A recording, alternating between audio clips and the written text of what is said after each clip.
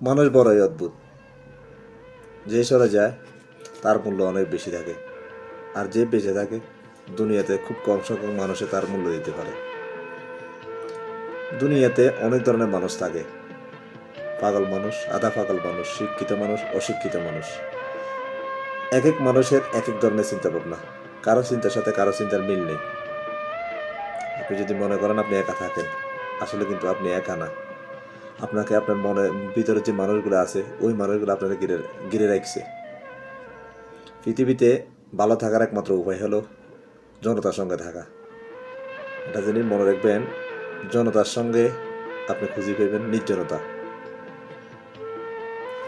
দুনিয়াতে কারো চিন্তার সাথে কারো মিল নেই, এক এক মানুষের এক এক ধরনের চিন্তা ভাবনা। দুনিয়াতে বা পৃথিবীতে কোনো একটা সুন্দর দৃশ্য হলো পরিবারের সবাইকে নিয়ে কোনো একটা কারণে হাসাহাসি করা। এটার মতো সুন্দর দৃশ্য দুনিয়াতে আছে কিনা আমার জানা নাই।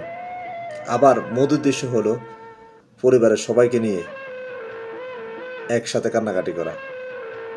যেমন ধরেন আপনার পরিবারের কেউ একজন মারা গেল, পরিবারের সবাই মিলে কান্নাকাটি করতেছে, এটাও মধুর দৃশ্য হতে পারে।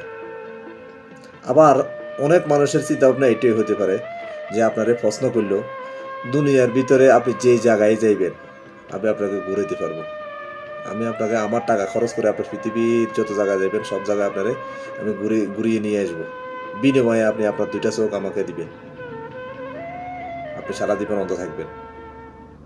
এমন মানুষও আছে। আবার এমন মানুষও আছে রাঘব বোয়াল, যে সব কিছু চিন্তা এটাই করতেছে যে দুনিয়ার যাহা কিছু আছে সব কিছু যদি আল্লাহ আমার দিয়ে দিত